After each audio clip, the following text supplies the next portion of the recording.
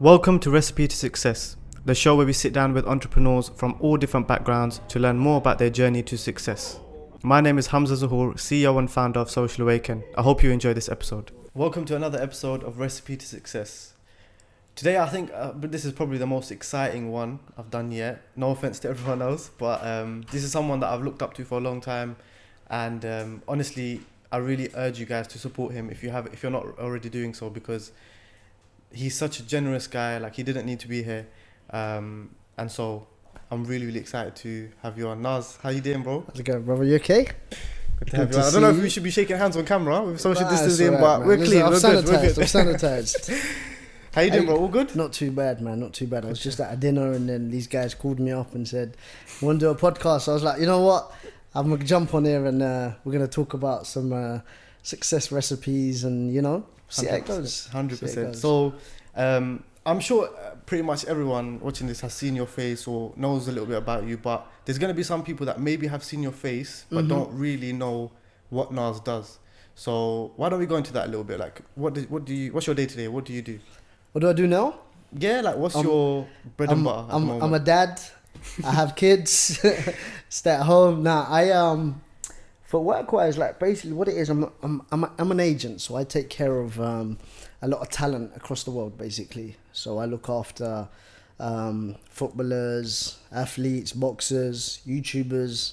Okay, I thought it only stopped at YouTubers. I didn't know that. No. Okay. I take care of footballers as well, athletes, boxers, singers. But yeah, few people. So I take care of them. So I take care of like endorsements, events, management. So I deal with all their contracts, invoices and stuff like that. So getting all the endorsements in, sponsorships in, branding, marketing, PR. It's all comes under one head, if that makes sense. Basically making other people money as well as yourself. Yeah, of course. Yeah, pretty much. Yeah, basically making other people money. That's crazy. But that's crazy. Yeah, something and like that. That's all under the Winfinity brand. That's all under my company, yeah. Okay, it all falls under Winfinity.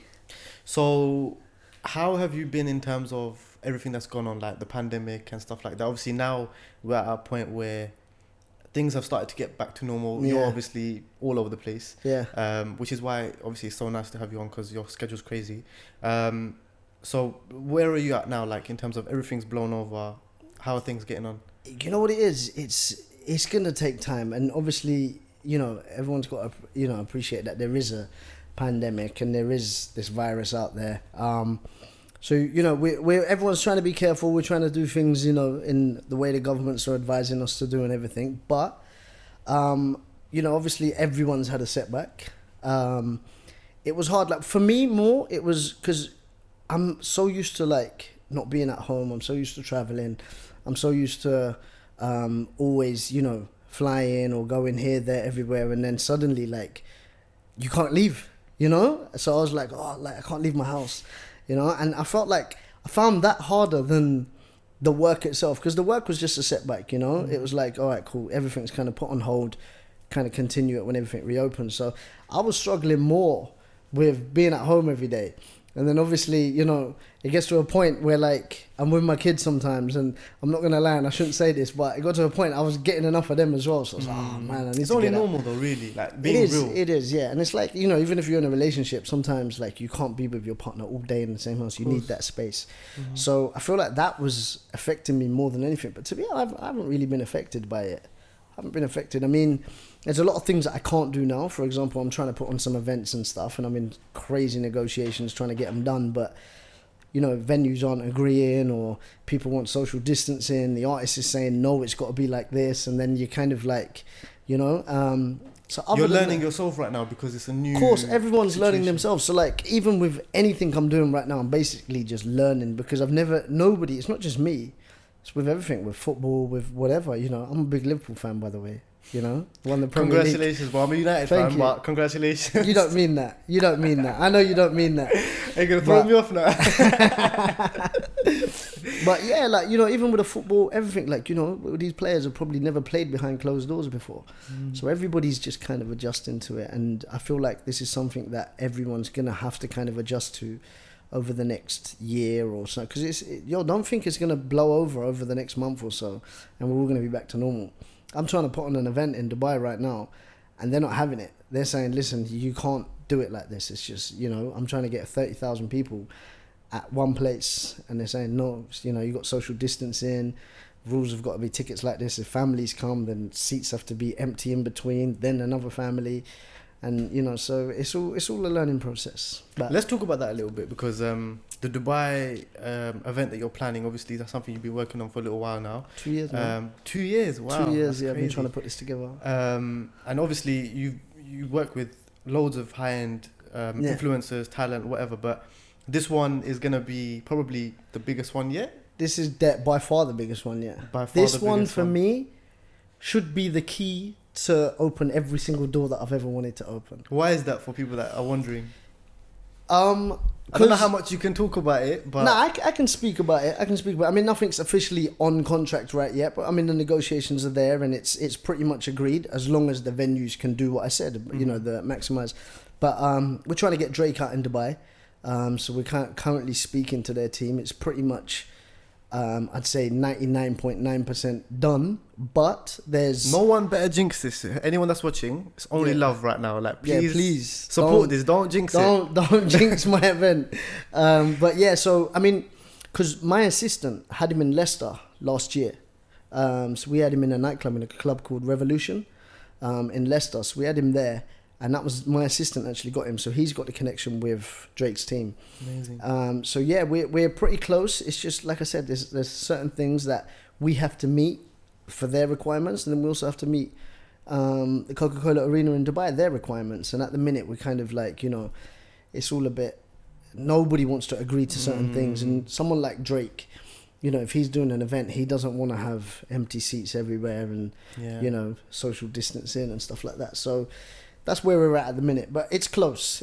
But I mean, if I get that, bro, listen, you're done, bro. I'm out. You can't. No one can reach you anymore. Nah, no one. I'm changing my number. I'm doing everything, and then what I'm gonna do is But what it is, on a real note, like the only good thing, like why I really want to get this done, is people work on references these days. So you'll be crazy. Like you could be so good at something, but just because that guy has had, I don't know, let's just say Kanye West at an event before, right? But this guy hasn't.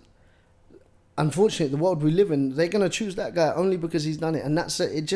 It's like a CV, basically. You know what I'm saying? So when you have that, you get to put that on your CV. You get to put that. So I can actually approach people afterwards and look, I've held Drake.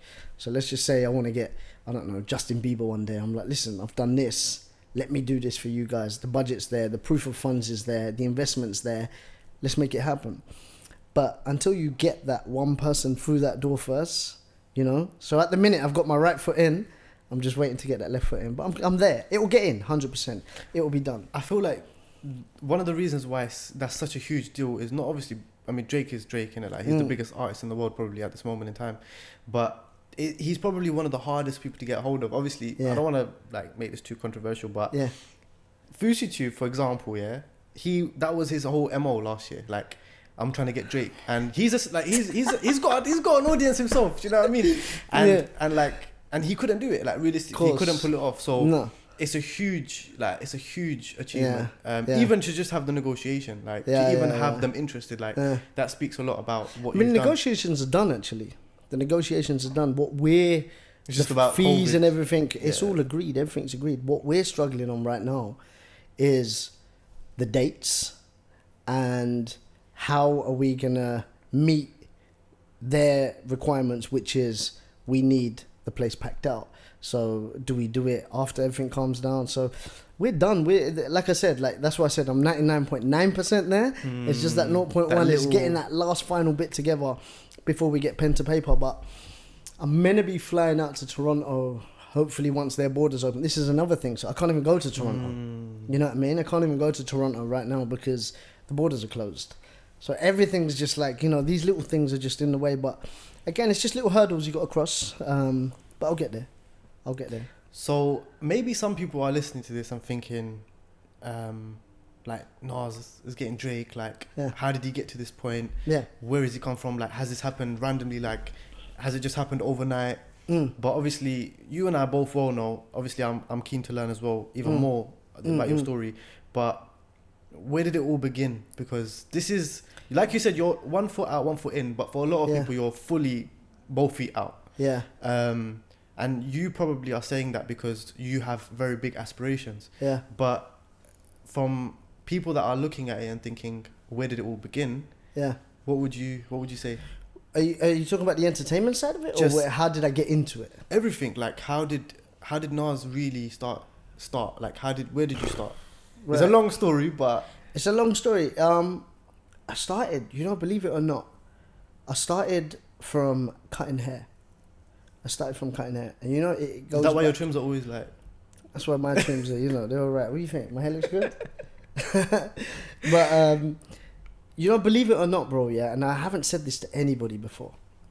I spent a long time in jail. No way. Yes, I spent a very long time in jail. This is exclusive, yeah? I swear that I haven't told anybody No this. way. Haven't told anyone this. Thank you, bro. Appreciate it. Being so honest. I spent a very long time in jail when I was 18. Okay. When I was 18 years old. Not because, I was out here doing criminal activities or anything like that. I wasn't robbing people or anything like that. We got into a crazy a fight, basically. And, the guy got put in the car and everything and all this business. And they kind of put it down to kidnap. Yeah, they put it down to kidnap. Because, it's the way they see it was he was he wasn't... Against his will. Yeah, it was against his will. So so I ended up getting done for kidnap back in 2008. 2008, yeah? Wow. And I didn't get out till 2010. So I was locked up for 2 years. I was locked up for 2.5 years. In them 2.5 years, bro, believe it or not, those 2.5 years, you have to cut your own hair. You have to cut your own hair, or you can trust another criminal to cut your hair. And I'm not letting no one with a blade near my head, right? Because I don't know. And the guy that actually used to be a barber was actually locked up for 16 years because he had committed murder. Wow. And he was the barber on my wing. So on my wing, there was a barber that was done for murder, right? And you've given him a pair of scissors and razors and stuff like that. So obviously, out of paranoia, I'm like, yo, you know what? I'll just cut my own hair, right? You can't really trust anyone, really. Yeah, so I used to get the clippers and, you used to have these little square mirrors in jail, right? So, and then I used to get another square mirror and then trim it from the back, right? He's laughing because he knows. He knows. I don't want to tell you who's behind the camera, but he knows. But yeah, so I used to get that and I used to trim my hair. So I used to trim my hair and, obviously my fades were horrendous, bro, at the time. But I just started learning on myself. And then other inmates wanted their haircut. And then what they did is the screws in jail, they asked me, look, you don't have a job in jail. Because the other jobs are you can be a canteen, you can be on the servery, you can be, a listener. So a listener's like, people that go and listen to people's problems and that. So there's a lot of jobs you can have in jail, like cleaners, laundry people, cooking the food. Because the prisons are run by prison. I don't know if you know this. So all the inmates run the prison, basically. So they cook the food, they do everything. It's all done. You've got the governors there that are looking over you. But most of it's done by the... Because a lot of people don't know as well, like, you have to really have money as well when you're in jail. Of course, yeah. So I used to get money sent in. My mum and everyone, they used to send me money in. But fast forward all of that. So basically, I started learning cutting hair in jail. And then when I got out of jail, I remember my probation officer said to me, what are you going to do when you get out? Right? And I thought, okay, look, I've got a bit of money saved up, but what am I going to do? So I turned around and said, I'm going to be a barber. So I got out, and the guy that I went to go get my first barber job from, I never told him I've just come out of jail. I didn't tell him. I just said, listen, bro, I know how to cut hair. Can I work at your barber shop? So he gave me a seat, and I rented it, and I started trimming. And then from there... Was this in St. Albans? This was in Stevenage, where we are right now. Wow, okay. Next to his shop, actually. Wow. So I started trimming there, and then as I started trimming, obviously in jail, people were coming in constantly, so I was getting better and better and better at it. And then eventually, my fades were looking good, right? So then, thing with me, I don't like to sit still with something. I always try to make it bigger or expand it, and whatever it is, So then I started bringing out my own hair products. I started bringing out things like that, I called it was a thing called El Pelo, right? And so you were always entrepreneurial, really? Yeah, I've always had a business mind on me, So then what happened was I ended up reaching out to I was tweeting people. I was messaging people. I was like, yo, let me cut your hair, I'm not embarrassed to say it. I was tweeting people randomly. I had about 10 followers. No one could see it, right? It didn't matter. So I used to just message people. I'm like, yo, can I come cut your hair? Can I come cut your hair?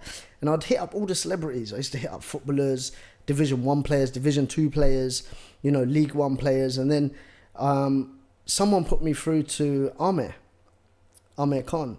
A friend of mine called Saj, he put me through to Amir. Went over to Amir's house, and I was a fan of Amir. So when I went, I was gassed, bro. Like, I was like, yo, I'm about to go meet Amir Khan, right? I went over there, cut his hair. And then, again, this is what I mean by it. I used his name and other people's names that I was cutting, other footballers and stuff like that. I was using people's names to kind of knock on other people's doors. And then as I was knocking on other people's doors and stuff like that, people were getting me involved in events now. People were telling me, look, cut our hairs at the hotel, the away games, the football matches, stuff like that. And then what happened after that was one day, Adam Saleh was in town. He was in town and he needed a haircut. So I went and met him. What year was this? This is 2013 or 14. So I went and gave him a trim. Didn't think nothing of it. I knew who he was. I knew who he was. So I went down there, went and gave him a trim and everything. And then he was like, oh, Naz, I want to come to the UK and stuff like that. And by this point, I had already made connections in the UK. Doing things like from boxing events and stuff like that, ticketing, but not to do like my own event and stuff like that. So I was basically winging it at this point. I went and done a couple of things for Adam. I put on a UK tour. And then from there, I kind of got so deep into the events game and the managerial side of things where as the years started progressing on, I was bringing more people on. I built my own company. And then, I built my own teams, my PR team, my marketing team, everyone. So I kind of put everybody together and I was like the head of it. I was like the brain of it, if that made sense. So I just kind of put everything together. And this is what I mean by when I get something, I don't like to sit still with it. I always think how do I make this bigger? You know what I'm saying? So with anything, if with my thing, for example, it was more like, how do I expand this? I don't just want to be doing events in community halls or this and that. So for example, I started bringing other artists on, other brands in. I made my team bigger because you need the manpower in any business. No one can ever say, it's just me and I do it. It's the help of everyone around you.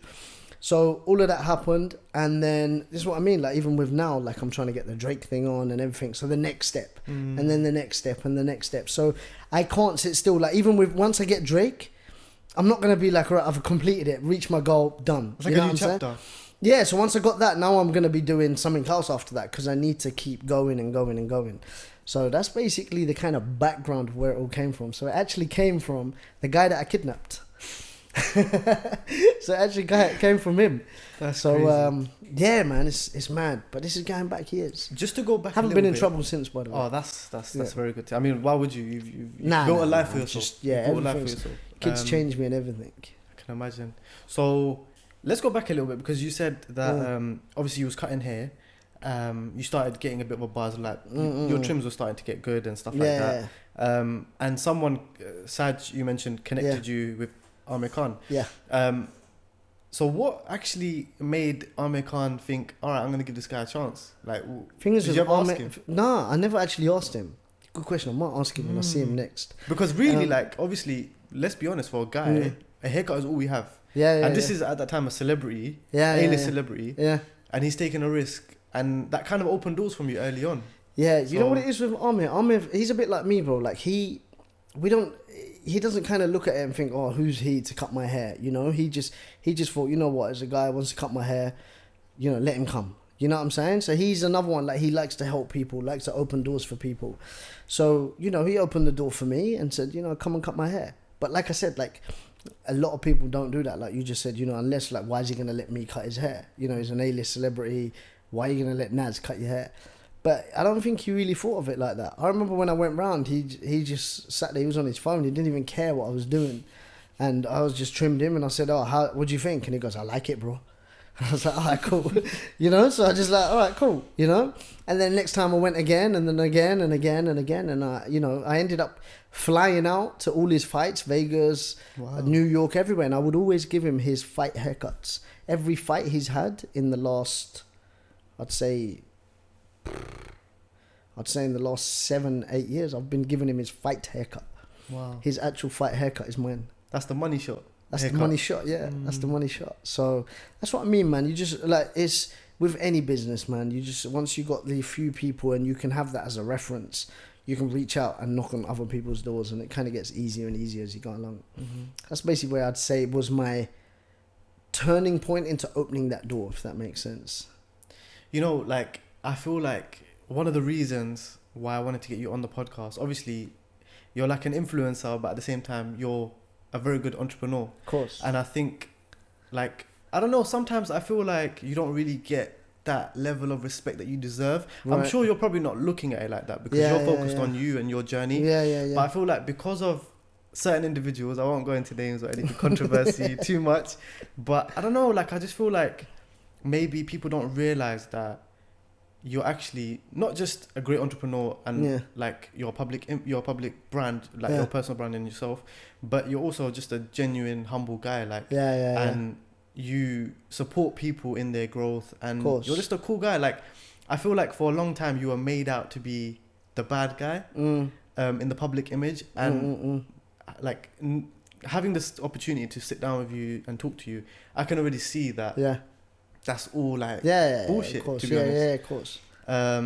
So that's interesting in itself, and I think people like that, you know, when you build relationships like Amir Khan, real recognize real. 100%. And that's a long-lasting relationship that you 100%. Have till this day.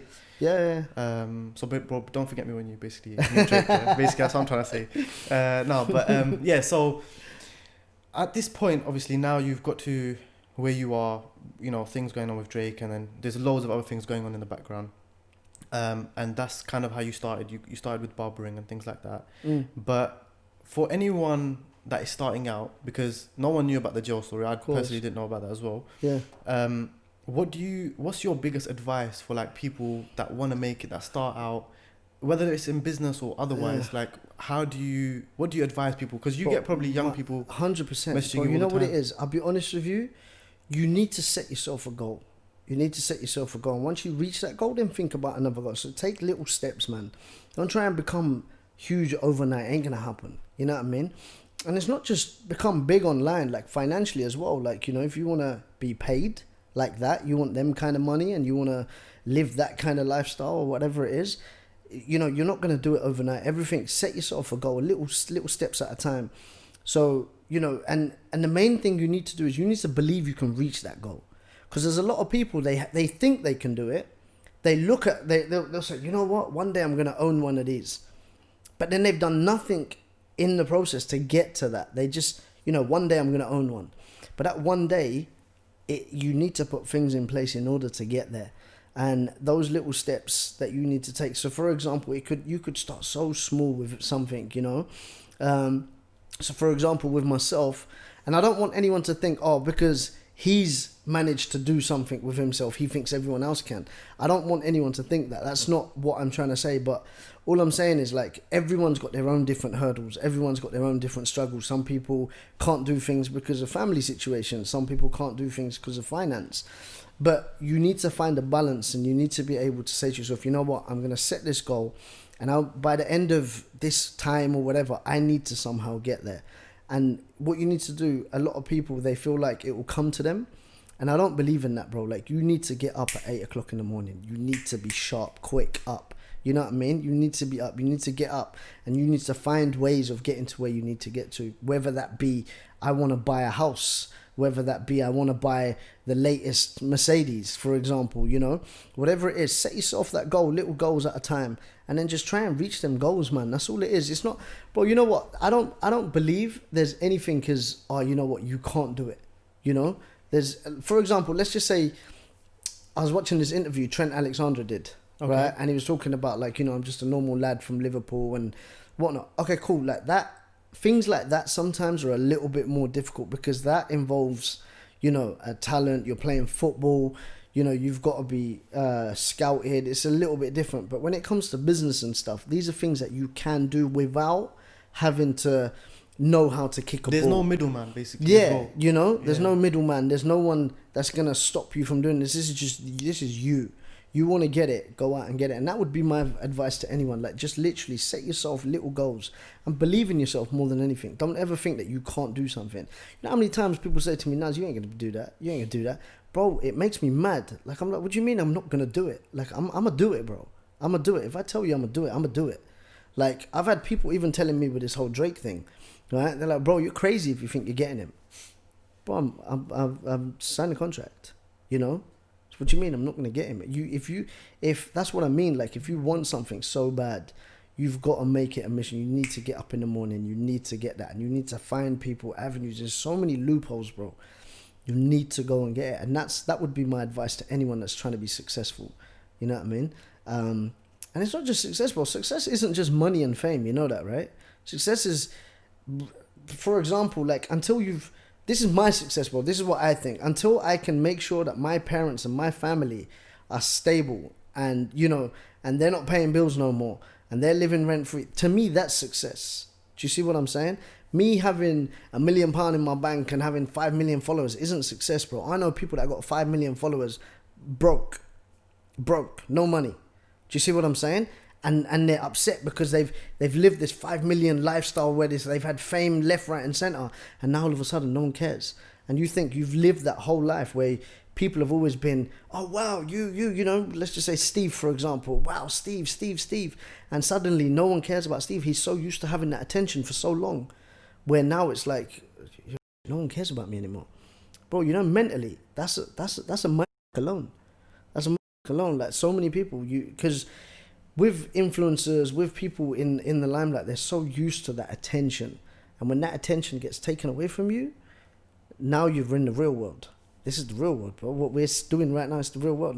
You can't just expect everybody to constantly give you attention. That's what I'm saying. So don't look at that as success. Because I know a lot of kids nowadays, 100%. I want to be a YouTuber. I want 1 million followers. I want this, I want that. Bro, that's not success. That's not success. That's great. But turn that into success. That's not the success. Having 5 million isn't the success. Turning that into success is what you do with it. You know what I mean? So you could be a YouTuber for 5 years. You could be a singer for 10 years. But you also need to remember those fans that you're singing to or you're making your videos for, they're also growing up with you. So as you're going to become 30, they're going to become 30. And then when they become 30, they get married and have their kids. They've forgotten about you. And you're still out here like, what do I do now? You know what I mean? But she's gone and he's gone. And that's what I mean by, so don't look at, because I've seen, bro, even my kids do it, man. My little boy goes to me the other day, Daddy, I want 1 million subs. I said, what for? What do you want 1 million subs for? To do what? Yeah, and then he goes to me, oh no, like, you know, I want to be big on YouTube. I said, that's fine, like, do it, that's great.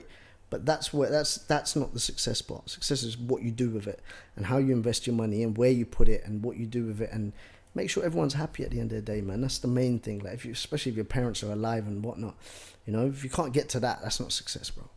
Let's talk about that a little bit, because I know obviously you went into a little bit of detail into there, but there are a lot of kids that look up to you, number one. Of course. But there's also kids that look at the success from a exterior point of view. So they see the followers, the cars, the jewels, whatever it is. Yeah. Even like the rap scene, for example, right? And they look at that and they think, we want that. But I always say this, like, they would never understand what is going through that person's head. So you might look up to that person and think, this guy is successful, I want to be like him. And there's nothing wrong with having role models, but you really don't know the reality of what that person's going through. And like you said, some of these guys, they have 5 million subs or followers, and they're depressed. They're broke. Yeah. Depressed, broke. They're going through things because they don't know, because they're so used to that lifestyle, and now they don't have it. This is why I said success isn't that. Success is, you know what my biggest thing with success, bro? You need people to be able to, when you do leave the game or when you do leave the industry, for them to turn around and say, he was a good guy. That is success. You know, he was a good guy. You know, bro, look, let me tell you, I'm going to use Amir as a perfect example. Amir Khan, the boxer. I was just about to say that, you know. Yeah, and I'm going to tell you why I'm going to use him as an example. Because he gets so much stick for things he does outside the ring and whatever he does. But, bro, you have to, if you look at what he's done for himself, for his family, for his charity, for Pakistan, for his community, bro, that right there is success. Him becoming a world title, that's success. That's great. You know, that's brilliant. He's done it. Yeah, he's lost some fights, but it's the boxing game, you know, right? He's lost some fights, but when you look that, I see that as success. Like I see that because he's happy, he's intent with himself. You know what I'm saying? He knows he's done everything he can for his parents. He knows he's done everything he can for his wife. He knows everything he's done. He's done it for himself as well. You know, and when he does leave the game, everybody, I promise you now, as much as people have said whatever they've said about him, everybody will say, you know what? He fought the best fighters. He did everything he needed to do, and he left the game. You know what I'm saying? And that's what I mean by, like. That to me is success, because when you leave the game, you want people to be able to say good things about you. You don't want to hear people saying, oh, that guy, you know, that idiot or that or whatever, you know? So that's what I'm saying. Like, to me, success is make sure that you're good to people on your way up, because when you're coming down, bro, people will love to jump at you. They will love to jump at you. Because they're waiting for you to mess up. Why do you think there's such a hate culture nowadays? Like, even when you look at celebrities, yeah, sometimes celebrities are so amazing, like they've got talent, but they're not appreciated, and for some reason or whatever reason, maybe they pass away, yeah, and then they pass away, and then they become these huge legends, which they weren't really appreciated when they were alive, but now you started to appreciate it. So why do you think that we've got this hate culture? I feel like with death, I mean, a lot of people, they kind of put everything aside, you know, when it comes to people, when people die. For example, you look when Kobe died, for example, right? The whole world stopped. Bro, the whole world stopped. But I know certain people that probably didn't like him as a basketball player. Certain people didn't rate him as a basketball player. Certain people probably didn't support his team or whatever, you know? But when you die, it's like he'd done so much great things when he was here. And to answer your question, like, why is there so much hate? And why is there so much? I just feel like in the day and age that we live in now, but there's so much competition with people. Like, if people learn to stick together and people learn to grow together, and that's what we don't have. Even in our Asian community, bro, I've seen it so much. Like, I know people that don't like me because I've probably got more followers than him. Like, I find that stupid. Like, I find that ridiculous. Like, they don't want to see other people win, almost. Yeah, they don't. And it's like that saying, like, they all want you to do well, just not better than them. Do you see what I'm saying? So everyone wants you to do well, but the minute you're competing with them, it's like, yo, I need this guy out of it. Like, you know, and that's what I mean by, like, it just, that's why there's so much hate, because unfortunately the world we live, social media has messed up the world, bro. Like, literally, it's messed up people's brains. It's made people think that, because, you know, he's got more, so he's a better person because he's got more. Because he's got less, he's not as good as him. You know what I mean? And that's where this whole competition, and when you start competing with people, bro, you're gonna hate people. You're gonna hate people because the minute he does something better than you, you're gonna hate that. Do you see what I mean? So it's like, as soon as someone's doing better than you, people don't like it. Unfortunately, it's just the way it is. The world we live in. It's the world we live in, bro. And there's nothing you can do about it. Well, you could upload a picture and someone's like, you know, start cussing you on there or whatever. But when they're with you and they see a different, complete side to you, they're like, he's actually a nice guy. You know what I mean? So when you look at social media and you watch people, you only see what they're posting up. And that's the tricky bit. And that's why a lot of people get hate, because they don't know the person. They think they do. They think they know the person. But I know people that think that they know these vloggers because they upload 10 minutes of their life every day. There's 24 hours in a day, right? But they upload 10 minutes on a YouTube vlog every day. So the people that do daily vlogs, for example, I've had fans go to me, I know him better than you. And I'm like, scratching my head. I'm thinking, huh? You know him better than me? And they're like, yeah, I know him better than you. He wouldn't do that. And I'm just sitting there like, all right, cool. You know what? You live with that, you know? But that's what I'm saying about, it's just the way the social media, what people want to see and what people want to believe and what people want to know. And that's what they kind of go on. Because that's why there's so much hate out there, bro. No one sticks together. No one sticks together. If I went up to another agent today, I said, bro, listen, me and you, let's partner up. Let's get Justin Bieber in. He's going to think, why am I going to bring you I want to bring Justin Bieber. I don't want you doing it. Do you see what I mean? And that's where the whole, like, it's too much competition, bro. No one wants to work with you. No one wants to work with you. Unless they're smaller than you because they want to jump on board. But if there's someone out there right now who's bigger than me and I reach out to him and I'm like, bro, listen, I want to get Justin Bieber in Dubai. He's going to be like, why are you coming to me for? I'm going to get him myself. Their ego almost overtakes the bigger picture. 100%. 100%. It's crazy. It's crazy. But we live in that world, bro. What can you do? Yeah. It's competition. It's true. Yeah. So You mentioned at the start of the podcast, obviously, about your story. Yeah. In terms of going from barbering to where you are now, and obviously along the way, whilst like you've achieved success, maybe for you you're still getting there, but from an outside point of view, you've done well for yourself, and you've done big things for not just a lot of talent that you manage, but you've done big things for the YouTube scene, event scene. You've kind of changed, like you've set a standard in the industry. But I'm sure there was also dark days, and the story wasn't as quick as that, right? No. Obviously, again, I'm not going to go into too much controversy, but someone that was along the way was Adam. And a lot of people kind of wrote you off after that situation. And we're not going to go into why. If you clicked on this video for that reason, I'm sorry. We're not going to go into that. Naz has already addressed that. But the reality is, like, people did write you off. And of course, that must have affected you. Did that affect you, like, hate-wise and stuff like that? Was that a challenge? Like, one of the biggest challenges you faced? I wouldn't say it was a challenge. It was just like, I just felt like I realized then that you know, that was the biggest eye-opener for me recently in the last year. And I'll tell you why. Because I realized that these people that I was constantly trying to please online, these people, they never was actually with me. Do you know what I mean? They was always with him, which is fine. That's your talent. That's the guy you watch. And I don't want you to be. I'm the agent, but I'm the manager. Like, who am I? You know what I mean? I don't need the spotlight on me. But I was getting a lot of hate, and I'll be honest with you. I think the best thing that happened to me was that breakup. Really? Because honestly, bro, I'm not even joking. When I had that breakup, everything just opened. Everything opened. I had so much time on my hands.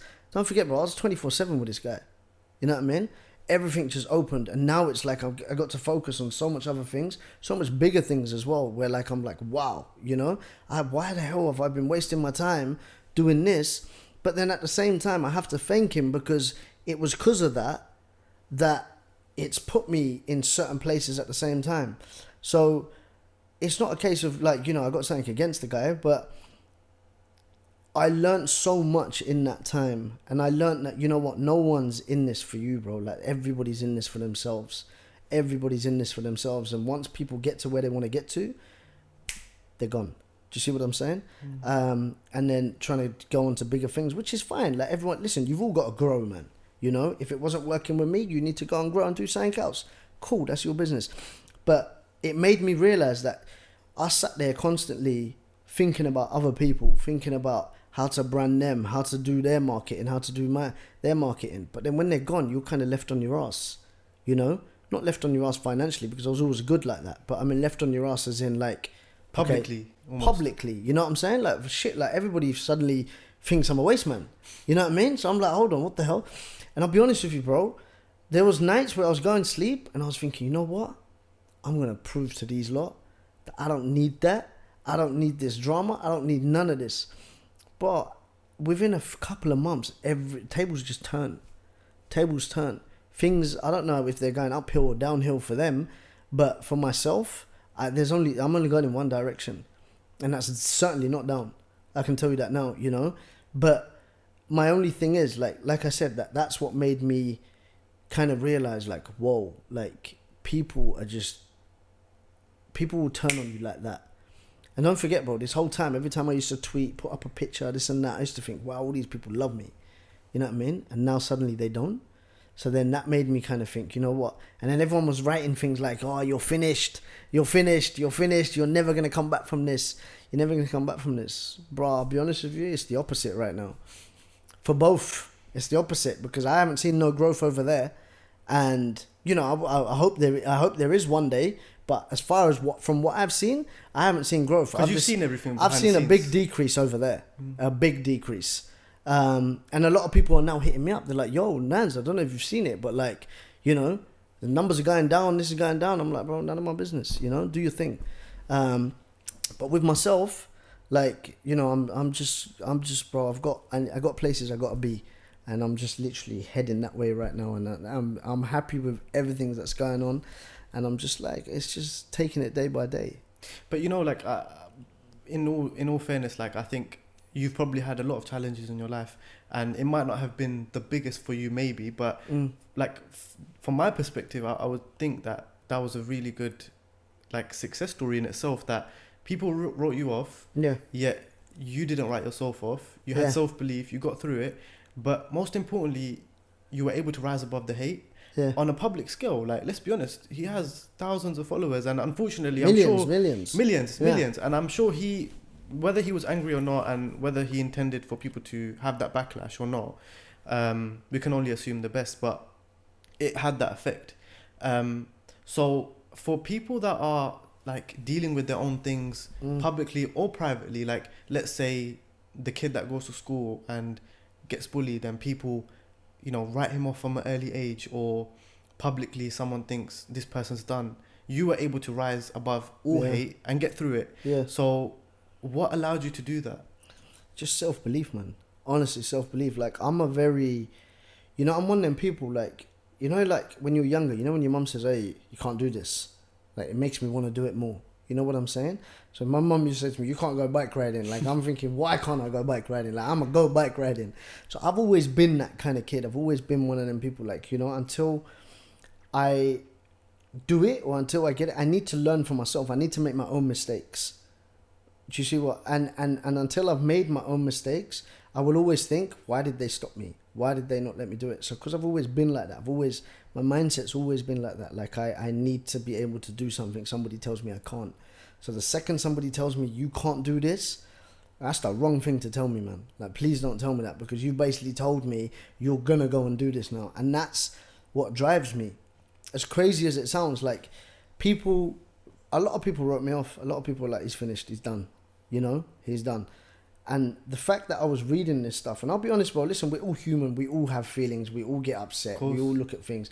So I was looking at it, and I was like, some days I was reading, because the first couple of weeks, bro, it was bad. Yeah. I was reading it. I was like, are you guys serious? Like, you really writing me off like that? And then I just thought to myself, what have I got to do? What do I need to do now? How do I prove myself now? Do you know what I'm saying?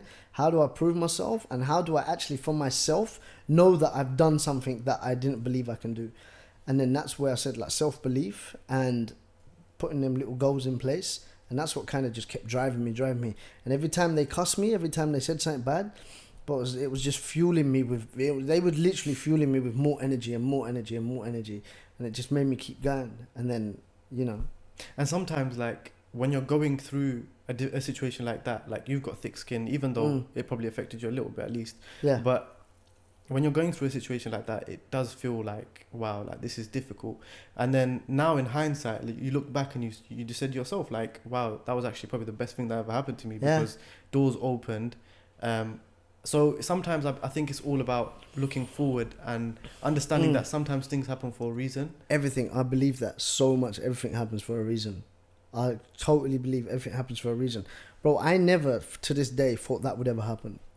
You know what I mean? So when it happened, in my head, I was thinking, like, what happens now? You know? But then I was able to focus on so much other things. And now I realized why that happened. At the time, I remember going back last year. At the time, I was like, you know, like, more because we were mates as well. You know what I mean? More because we were friends as well. So I was like, you know, lost a mate at the same time.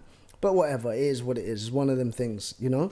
But, like, I was thinking, like, how do you, like, kind of bounce back from this? So I'm not going to lie, first few weeks, I wouldn't even say it went even into months. I literally got onto it so quick that I needed to take control of this situation so fast, because I was thinking, I'm not going to let you guys knock me down. I'm not going to let you down. I'm not going to be a laughing stock. I'm not going to let you say, oh, look, see, told you, nothing without me. You know, I'm not going to allow somebody to do that. Out of self-respect more than anything, for my family, for everyone, because I don't want someone to look at me either and be like, even family, but I don't want them to look at me and be like, oh, told you it was nothing without him. You know what I mean? And that's what I needed to prove more than anything. So I feel like I've done that now. And that doesn't mean that my numbers have grown. I'm not the talent, remember that. I'm not the talent. I couldn't care if I'm not going up to 300 or 400 or 1 million followers now. That doesn't mean, just so people listening, that doesn't mean, because people are probably going to sit here and say, but what do you mean you've grown? Like, your numbers haven't grown. It's not your numbers. It's what I'm doing has grown. Do you see what I'm saying? It's got nothing to do with your numbers. Your numbers, bro. You've grown in real life. I've grown, bro, different life, and onto some crazy things, man. So it's just like I said, if you want to do something, you got to believe in yourself. With anything. It's so important, like separating online life and real life, because it's so easy to get caught up in it, like the numbers and this, that. But I feel like once you break that barrier, like I'll be honest, when I first started this podcast, like I genuinely did not care about the views. Like I appreciate it, don't get me wrong, like obviously it's amazing, like when people support and they show love and all that kind of stuff, and especially from a business point of view as well, like when people find out about you and they look into you like, oh, this is what he does, let's find out about that. And of course it helps, but for me, I always say this, like the number one thing was sitting down with people that I actually want to learn from myself, and I'm asking questions that I actually want to know for myself, and that then benefits people in some ways. I respect that, because you're trying to learn. That's all I'm trying to do. I'm trying to be a sponge. Like it is what it is, that it's public, that it's online. But I've always been like that since I was 16. I've tried to be a sponge. Like when I'm around people, I want to learn from them, and I feel like now I've elevated to a point where I'm in business myself. And you know, people may think I'm successful as well, but I feel like I'm at the start of my journey. And to sit down with someone like you as well, it's inspiring, bro. Like, because it's like we've got this opportunity, we're sitting down, we're having a real conversation, and I sometimes forget that the cameras are on and I'm just literally having a conversation. But it's so important to separate online and it's and hard, offline. man. It's hard, and bro. There's, like I said, there's women out there that like literally live for the gram now. You know, they'll go out and do things because they need to do it for Instagram. It's not because they enjoy it. People go places now and they just want to take a picture and leave. They haven't even seen the place. They're not living in the moment. So they'll like, I don't know, let's just say the Burj Khalifa. Let's go there, take a picture, go. You know, they've got their picture, and that picture is for Instagram. So it is crazy. People now, the life we live in, unfortunately, is you can't stop it, bro. And it's only gonna get worse. It just depends on how you look at it. Like I said, me now, I look at it at a complete, bro. I don't even upload how I used to. I remember every day, be like, oh, I need to upload a picture. I need to do this. I need to do that. Now it's like, bro, if I'm there and I've taken a picture, I'll upload. I couldn't care because none of this is gonna matter to me in the future. So that's why I've made my mind realize that. And until I did that, I wouldn't have known, like, I need to get out of this whole social media kind of lifestyle and whatnot. Because, bro, it's a load of man. I'll be honest with you. It's a load of shit. And until you realize it, or until you've been through something like I went through, that's when you're going to realize how much social media is. Yeah, 100%. It's crazy, bro. It's crazy. So, another thing I think that... because obviously now you've always been 24/7. Now you're 24/7 just focusing on your brand and that kind of thing. What's your tips for time management? Because you're all over the place, let's be honest. You're London, Dubai, all over, let's be honest. And time management in itself is a skill that people, I think, struggle with sometimes. Like, how do I organize my time and stuff like that, especially with family as well. So what's your advice, someone that actually lives it? Bro, I'd probably be the worst person to take this advice from, but I'll tell you how I do it. The only reason why I say I'm the worst, because I'll be honest with you, my children complain to me all the time. Like, Daddy, you're never here, you know? But I look at it as I'm doing it for you. So that's something that makes me in the back of my head feel better. Well, then when my daughter comes up to me, she said it to me the other day actually, she's like, you went to Dubai for 2 weeks, I didn't see you, and I'm in my head, I'm thinking, like, you know, I know why I'm there and I know why I'm doing it, so that kind of gives me some sort of peace of mind. But how do I juggle it all? Like, I'll be honest with you, bro, like I said, you need to get up in the mornings, man. You know, you can sleep. Why do you think that's so important? Because a lot of successful people say, like, wake up early, get your day started, but I think like the younger generation especially, they don't really understand that. Like, we can do the things in the night, we work better in the night. That's what a lot of people say. So why? Every successful man, proper successful people, bro, they're not awake at night time when you want to be awake. So when you need to get stuff done, he's sleeping because he's refueling for the morning. He's got stuff to do in the morning. Don't get me wrong, there are successful people up at night, don't get me wrong, there are. But I'd say the majority of people, like, you need to, bro, you need to get your sleep, get up in the morning and have that, at nighttime, bro, like the world is shut down. Remember this. So everything you're trying to do or trying to reach out to or who you're trying to, people are asleep, and you want to work now, like, you know, like get up in the morning, get on that grind, get up and I'll be honest with you, bro. I think so much smarter in the mornings than I do if I was to wake up at 5 in the evening. I feel like half my day's gone. Half my day's gone, and now I want to start my day. Everyone else is finishing. Everyone else is cracking on with what they need to do, and I'm scrolling out of bed. You know what I mean? If you put it into perspective, like really, like, you know, before people had clocks and stuff like that, and they used to like look at the sky and say, okay, it's sunset, it's time to sleep, or it's sunrise, let's get up.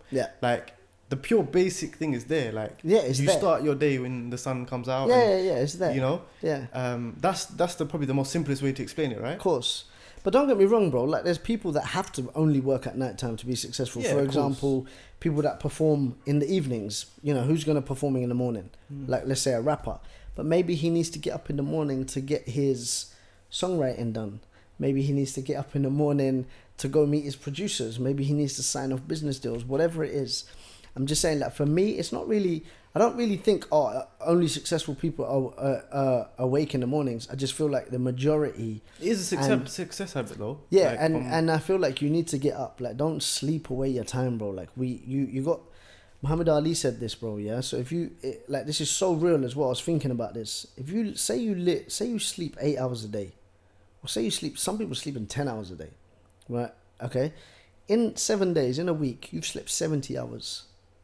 You've slept 70 hours.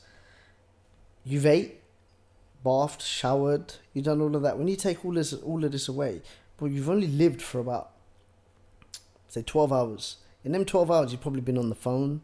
You've probably been on social media. You've probably been doing all sorts of things. Wow. When you take all that away, bro, how much of it have you actually lived and tried to progress with what you're trying to do? You see? And then when you take that away, bro, by the time you're 50... You probably, don't forget, when you're a baby as well, right? You, like, from 0 to up until, say, 12, right? You're not thinking about success or anything. You're thinking about work and school, and, you know, you missed all that out. So get rid of all of that as well. How much of it have you really lived? About 15 years of your life? If you calculate, take all your sleep away, take all your social media time away, take all the time you were messing around doing negative things, fighting with your girl and this and that and whatever else, yeah?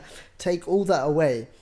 What have you done? And you calculate that time. That's what I'm saying. Get up in the morning, man. Get up in the morning. Get your work done. Go to sleep peaceful. Be like, you know what? Today I've done this. And then knock out. Recharge your battery 6-7 hours. You only need to sleep 6-7 hours. You're good to go.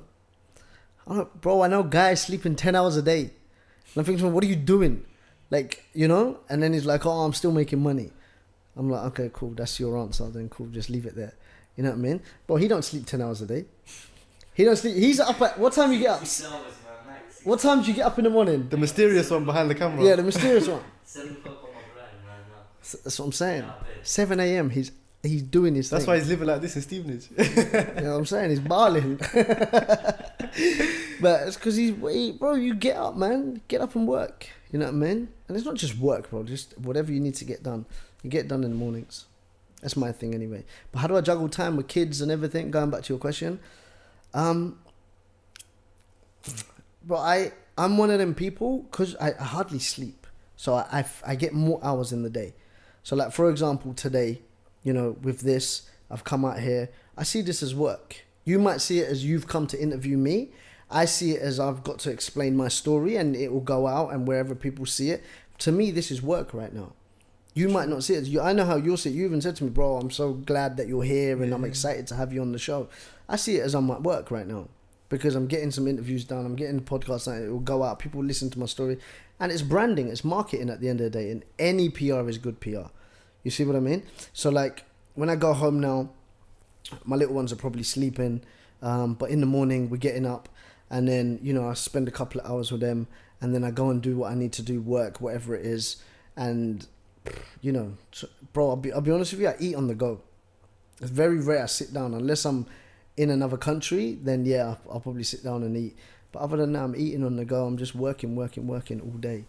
It does get to you after a while, don't get me wrong. And you should always try and spend time with your family as well, because that's your... You know, like how I say sleep is recharge your batteries? spending time with family and friends is also recharging your battery as well, because you need that downtime. If you're working 24/7, bro, you're going to overdrive, man, and then your brain will start messing up, and then you're going to be sitting like, you know, numbers always going through your head, contracts, paperwork, and you don't need that stress. You know what I mean? So you just kind of just take each day as it comes, man. It's cool. Do you ever think about your end goal? Because another thing that I think because I know a lot of young people are going to be watching this naturally with you.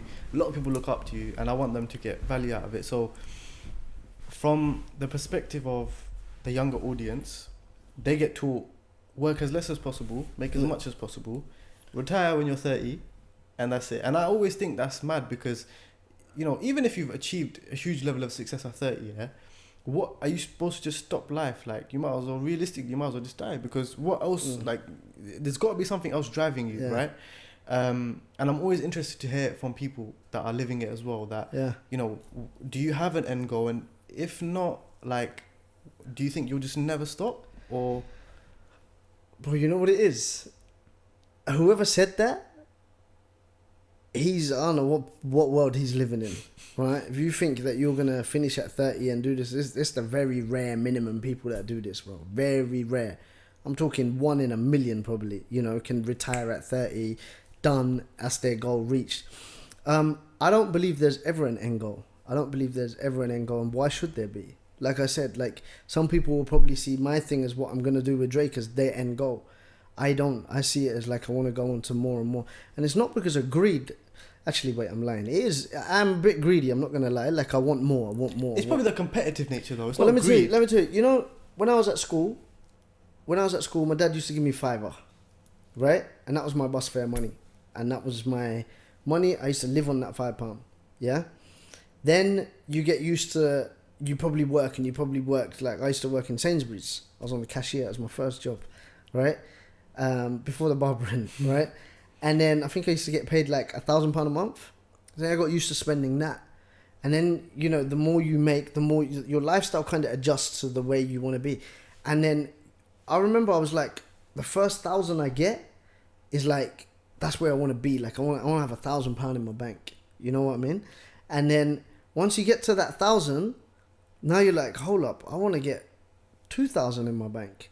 I want 3,000. And it's like you never stop. It's like, when is enough? So, like, as crazy as it sounds, like, I don't ever think I have an end goal. Like, I've always said, like, my end goal is to be successful, as in with friends and family, and make sure that I've retired everybody. But what's my end goal? I don't know, man. I don't know. I would say, honestly don't know. From like sitting down with you, I think it would probably be legacy for you. Like, if you really think about it, because obviously you want to do it for your family. You said as well, like, you want, like, you always want people to think about, oh, that was a nice guy, as opposed to he was a or whatever. And also for your kids as well. Like, it's about legacy, right? In terms of that, I'd say that probably. But what I was meaning is in work wise, like, like, there is no stop. Yeah, like, where is my stop? I don't know. I don't think I'll ever stop, bro. I don't think I'll ever stop. I just have too much drive in me to get up and do something. Like, you know, I always think, okay, now once I've done this, what am I going to do next? I want to do something else next. I want to do something else next. You know what I mean? So it's like, when does it stop? I don't know. Bro, I thought I was going to stop back then. And then when I got there, I was like, hold up, I can do this now. Oh, wait, I can do this now. And it's just like constantly doors keep opening. And then you're like, right, I'm going to go through this one now. I'm going to go to this one now. And that's where I always think, I don't know when I'm going to stop. I'd like to say, I remember when I was younger, I'd always say, like, I want to retire at the age of 40. But, bro, 40's in a few years. By the way, I'm nowhere near 40, just for the record. I'm nowhere near 40. But I'm saying, 40's not, bro, 10 years goes by like that. You know what I mean? 10 years goes by like that. I remember I was 20 years old, you know?